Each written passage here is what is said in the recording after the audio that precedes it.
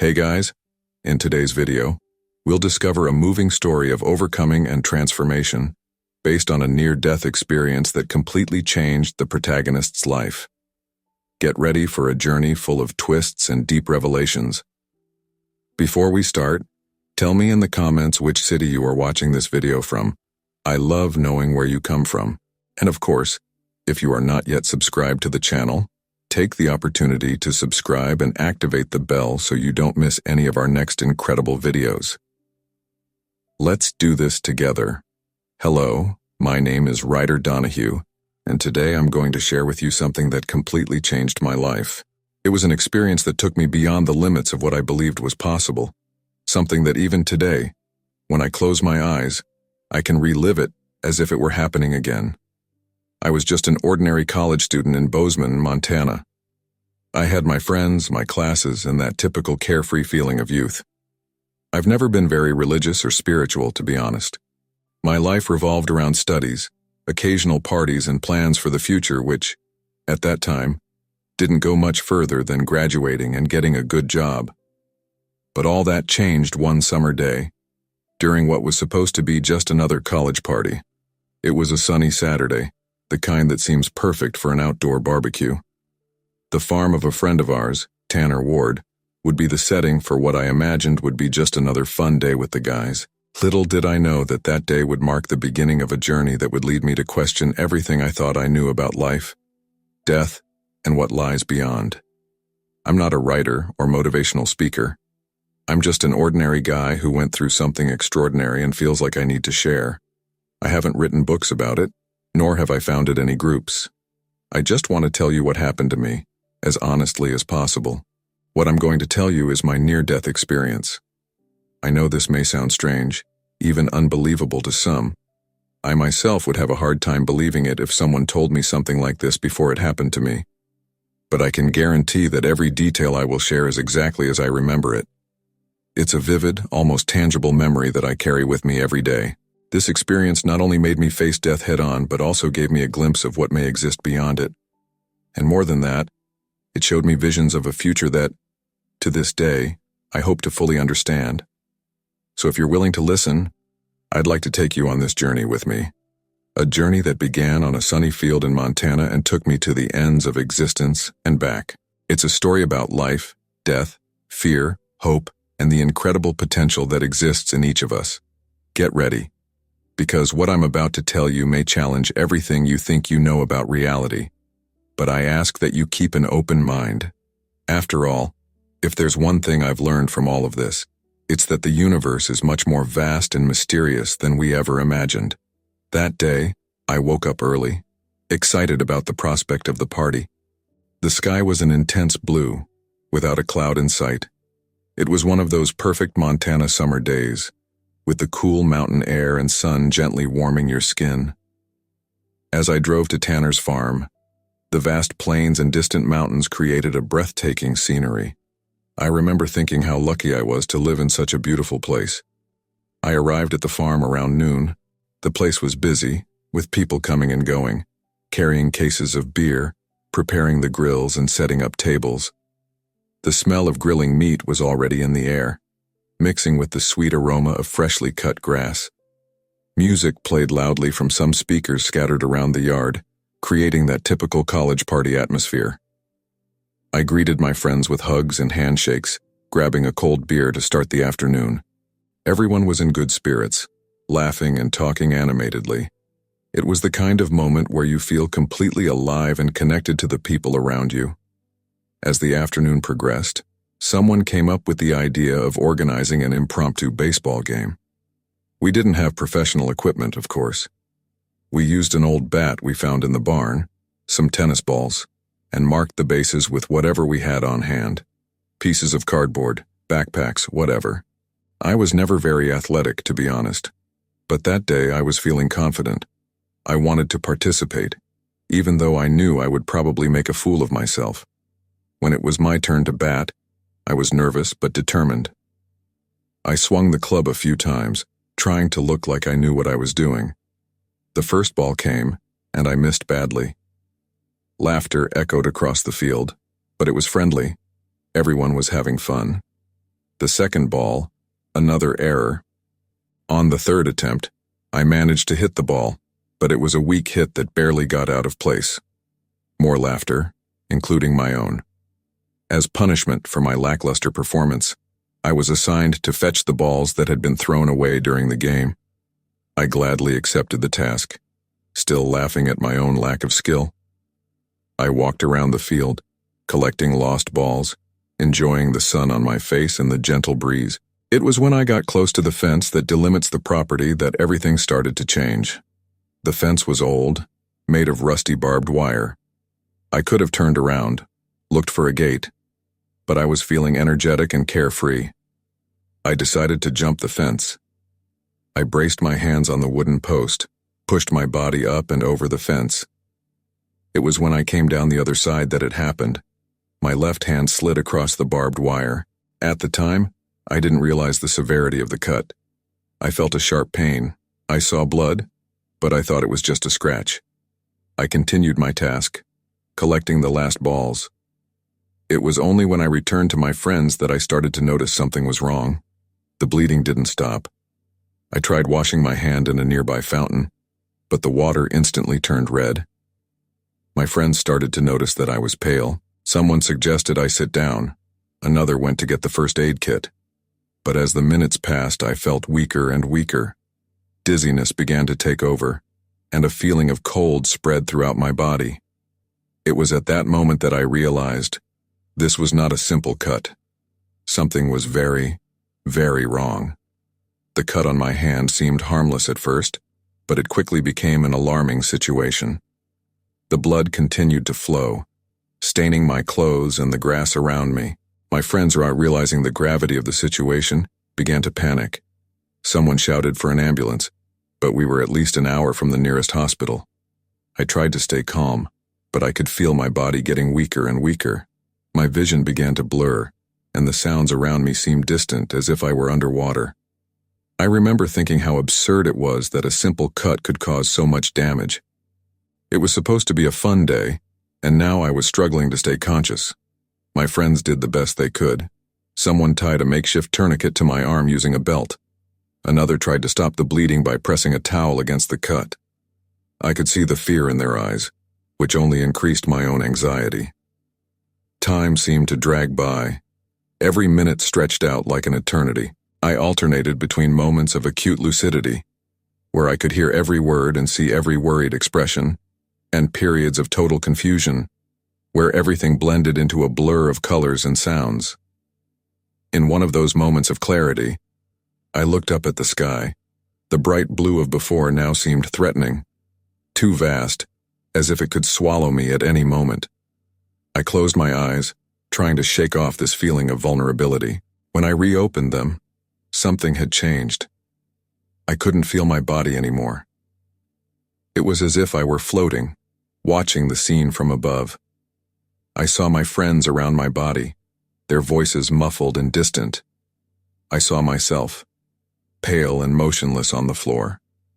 It was at that moment that I understood. I was dying. The realization came not with fear, but with a strange acceptance. It was like I was watching a movie, where the protagonist was me, but at the same time I wasn't. I tried to call my friends, tell them I was okay, that I was up there, but no sound came out of my mouth, or rather, from the mouth that I no longer had. As I moved further and further away from the scene, the details became less clear.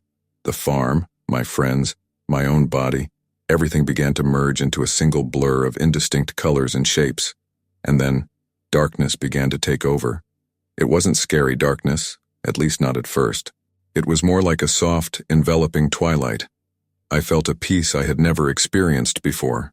All the fears, all the worries I carried, seemed to have been left behind along with my physical body. But this feeling of peace didn't last long. Little by little, the darkness became denser, more oppressive. It was as if she had weight, as if she were pressing me from all sides. And it was then that I realized I was not alone in that darkness. Presences moved around me. I couldn't see them clearly, but I could feel them. They were like darker shadows within the darkness. shapes that writhed and moved in unnatural ways. An intense cold took over me, a cold that went beyond the physical, that seemed to freeze my very essence. I tried to scream, but I had no voice. I tried to run, but I had nowhere to go. I was trapped in that dark place, surrounded by entities that I instinctively knew were not benevolent. The fear I felt at that moment was beyond anything I had ever experienced in life. It was a primordial, visceral terror. It was in this moment of absolute terror that something inside me woke up. A strength I didn't know I possessed. I started to pray. They were not formal or elaborate prayers. They were desperate pleas for help, for light, for salvation. And then, as an answer to my prayers, something began to change.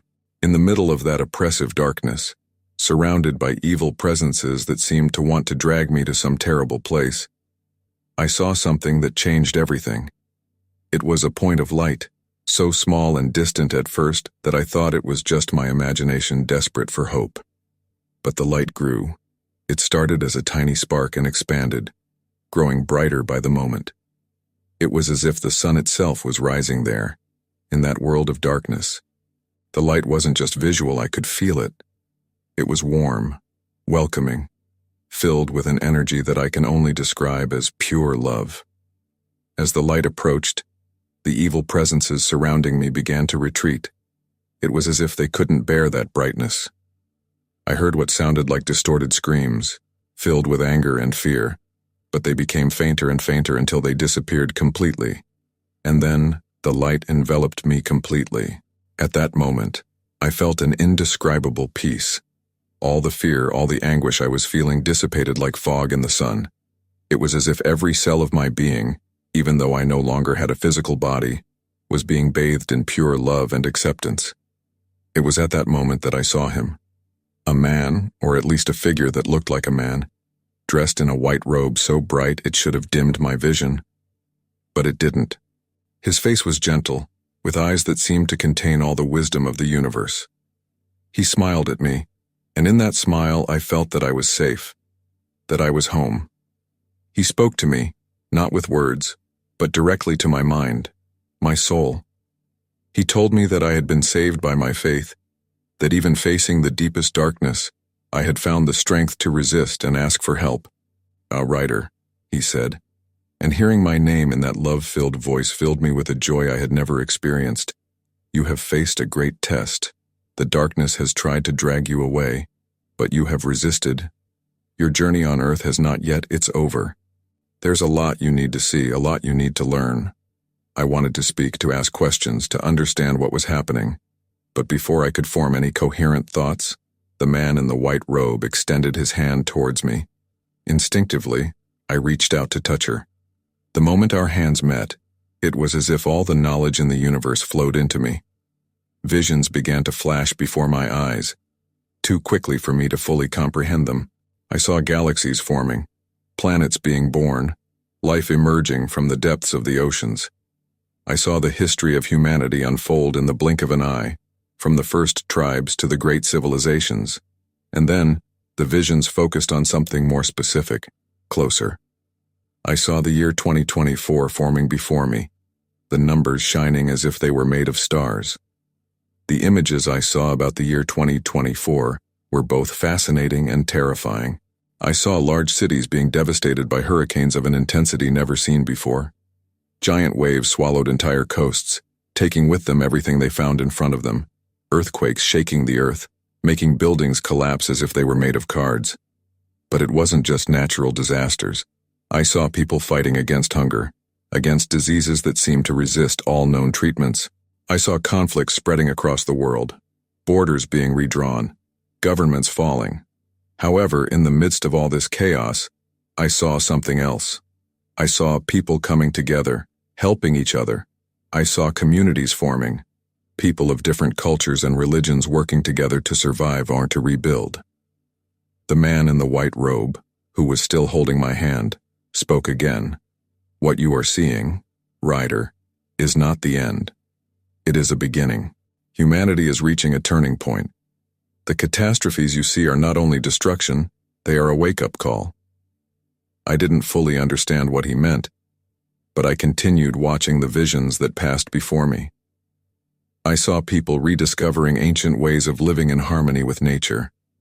I saw new technologies being developed, not to exploit the planet, but to heal it.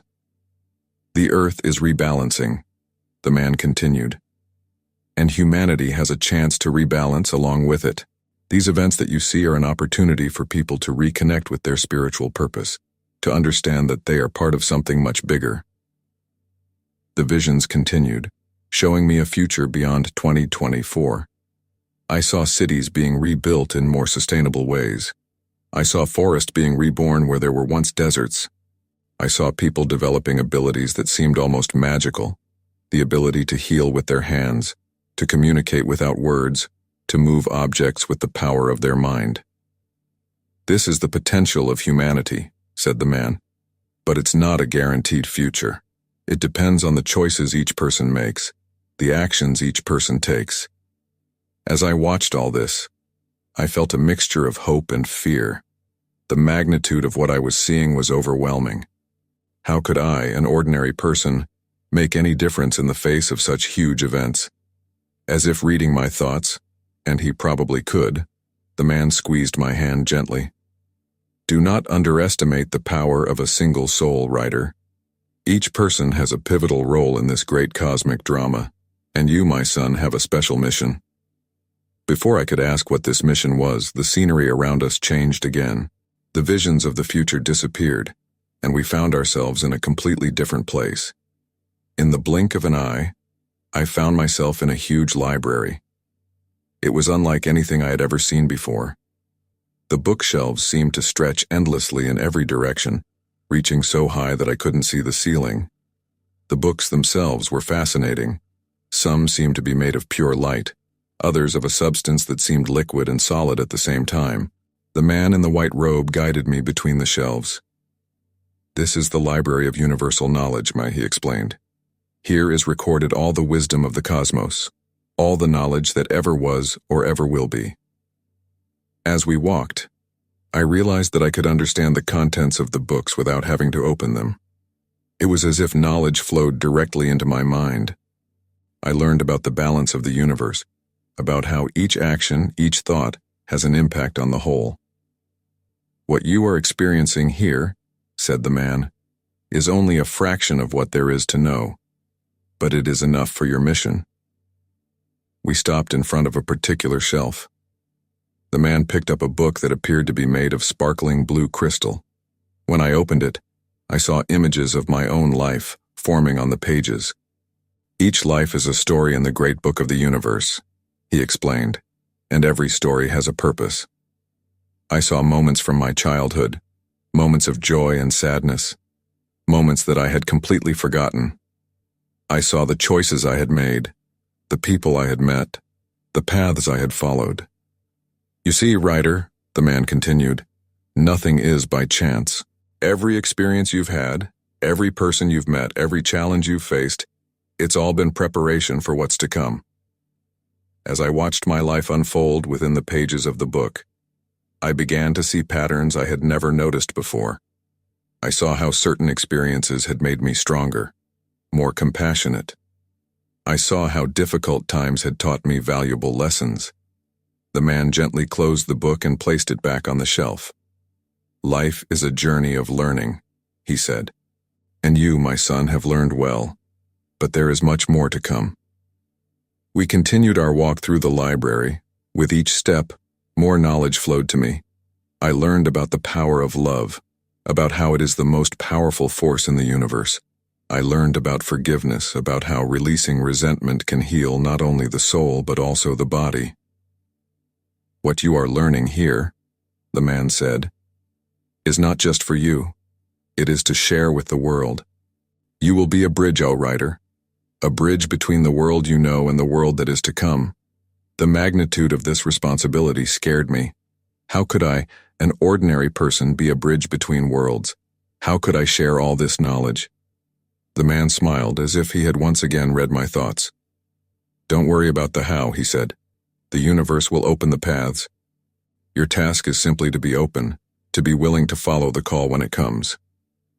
We continued our journey through the library, and with each step I felt myself transforming. The knowledge I was acquiring wasn't just information, it was a profound change in my being, in my soul. When we finally reached what seemed like the end of the library, although I had the feeling it went on forever, the man turned to me. "Are you ready for the next step in your journey?" he asked. Without hesitation, I said yes. Little did I know what awaited me. In the blink of an eye, the scenery changed again. The library disappeared, and we found ourselves at the foot of an imposing mountain. The air was fresh and clean, filled with the scent of pine trees and wildflowers. A narrow path wound up the mountain, disappearing into the clouds. "This is the path of life," said the man in white robes. "Each step represents a lesson, a challenge, an opportunity for growth. Let's go through it together." We started to climb. The path was steep and sometimes rocky, other times smooth and grassy. As we climbed, the man explained more to me about the nature of existence. "See the rocks in the path," he said, pointing to some particularly large rocks that partially blocked the trail. "They represent the obstacles we encounter in life. Many people see these stones as problems, as things that stop them from moving forward. But they are actually opportunities for growth." As he spoke, I saw images of the challenges I had faced in my life: financial difficulties, troubled relationships, moments of doubt and fear. I saw how each of these challenges had made me stronger, more resilient. "The challenges we face," the man continued, "are like the resistances a muscle faces during exercise. Without them, there is no growth." We continued climbing. The air became thinner as we gained altitude, but strangely, I didn't feel tired. On the contrary, I felt more energized with each step. At a certain point, we reached a fork in the road. A path seemed easier, wider, and well-maintained. The other was narrow, full of thorns, and looked much more difficult. "These are the choices we make in life," the man explained. "The easy path is not always the best. Sometimes it is through hardship that we find our greatest lessons and rewards." Without hesitation, I chose the more difficult path. As we moved through it, I felt like I was leaving behind old habits, old beliefs that no longer served me. Finally, after what felt like both an eternity and just a moment, we reached the top of the mountain. The view was breathtaking. I could see all the way we had traveled, and beyond. I saw other mountains in the distance, other paths, other journeys. "What do you see, Ryder?" the man asked. "I see possibilities," I replied, surprised by my own answer. "I see that there are many paths, many journeys. I see that each person has their own mountain to climb, their own lessons to learn." The man smiled, his eyes shining with approval. "You are beginning to see with the eyes of the soul," he said. "This is the vision you will need to fulfill your mission."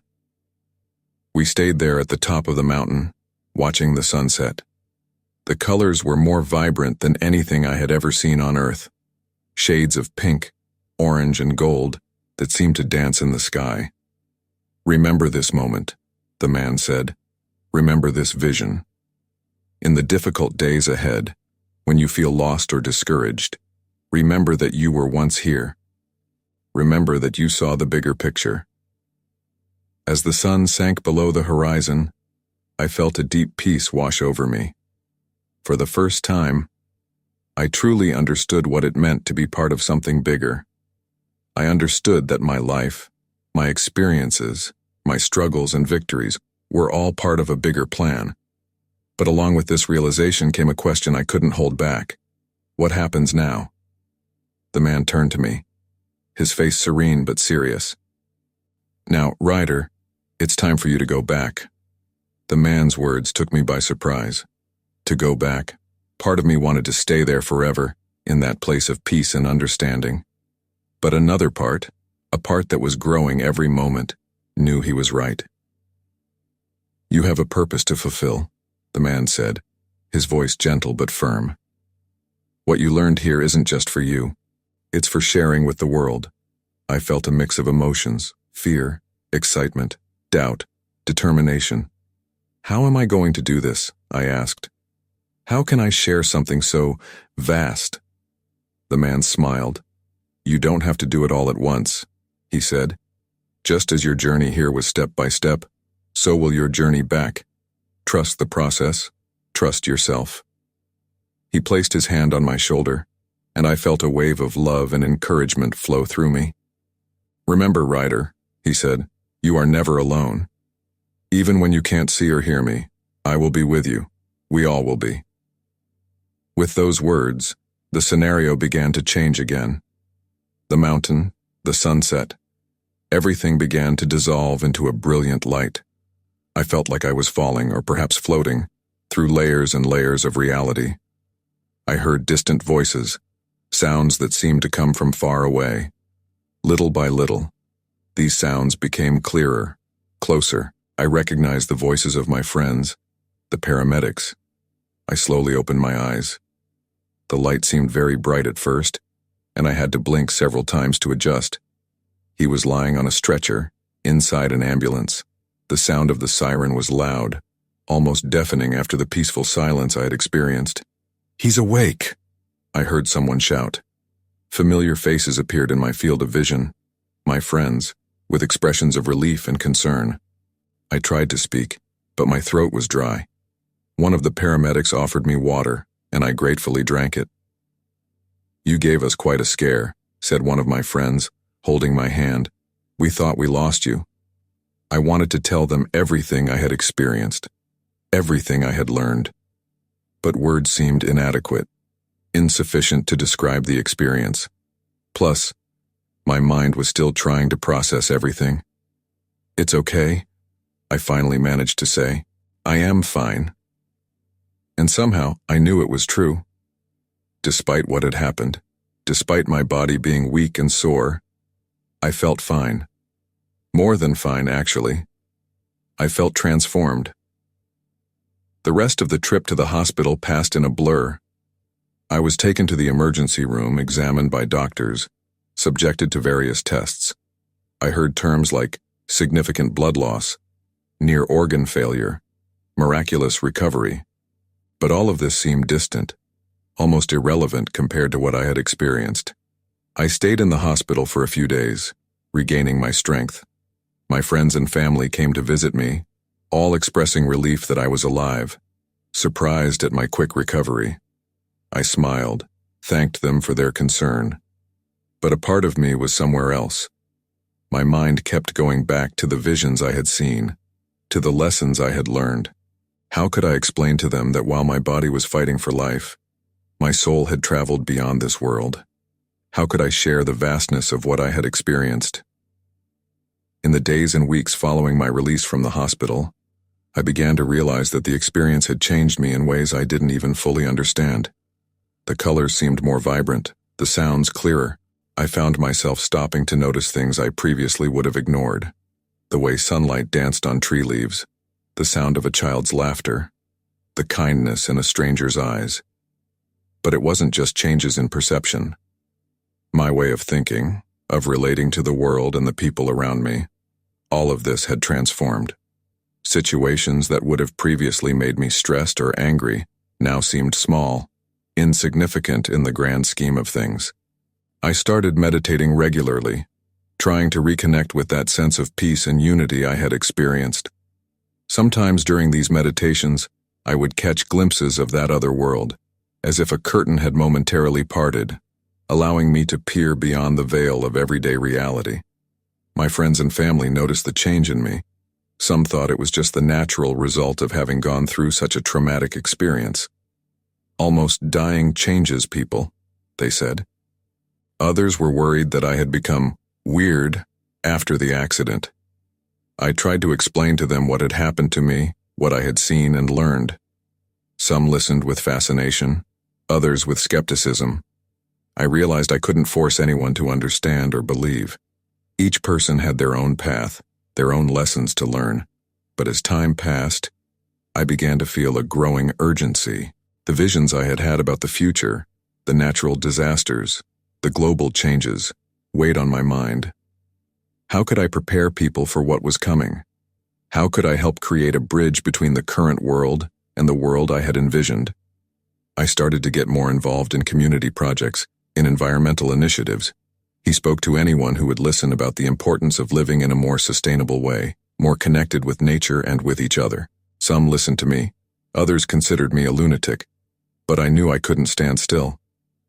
The white-robed man's words echoed in my mind. You have a mission.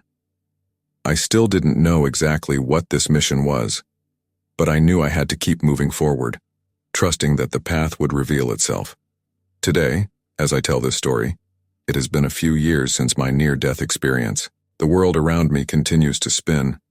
People go about their daily lives, seemingly oblivious to the big changes that are coming. Sometimes I catch myself looking at the horizon, at the sky, looking for signs of the events I saw in my visions, signs that the world is preparing for the great transformation that is coming. It is not passive waiting. Each day, I try to live up to what I have learned. I try to be more compassionate, more aware of the impact of my actions. I continue to share my story with anyone who will listen, hoping that it can awaken in others the awareness that we are all part of something much bigger. It's not an easy path.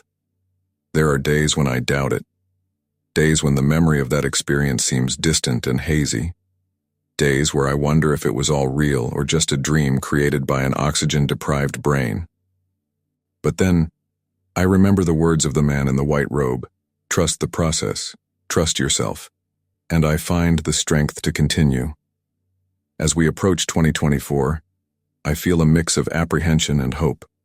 Apprehension about the challenges that I know are coming, about the difficulties that humanity will have to face, but also hope, because I saw the potential that exists in each of us. I don't know exactly what the future holds. The visions I saw were fragmented, incomplete, but I know that we have the power to shape that future with our choices, our actions, our thoughts. As I write these words, I look out the window and see the sun setting. The colors remind me of that sunset I saw on top of the mystical mountain. And once again, I feel that deep connection to something bigger than myself. I don't know what tomorrow will bring.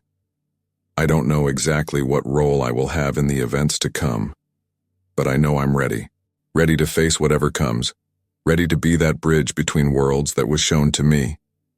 And to you, who have read my story so far, I leave an invitation. Look beyond what your eyes can see. Listen to what your heart is trying to tell you. Because each of us has a role in this great journey. Each of us is a fundamental piece in the cosmic puzzle. The future is coming, with all its challenges and all its possibilities, and together, united in purpose and spirit, we can create a world better than any we have ever imagined. This is my story. This is my mission. And somehow, I know it's yours too. We are all in this together, moving towards a future that is still being written. A future that, with courage, compassion, and awareness, we can shape for the good of all. The path ahead may seem uncertain, but I know we are not alone on this journey. And that, more than anything else, gives me hope for what's to come.